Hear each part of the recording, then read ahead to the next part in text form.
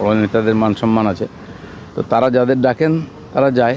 আর আমি প্রয়োজন হলে, আমার প্রয়োজন হয় না কারোর সঙ্গে, আমি তো সংগঠনের কাজ করে নিচে, যখন প্রয়োজন হয় তারাই ডাকেন আর কি করতে হবে তারা বলেন, সেটা আমরা পালন করি মাত্র।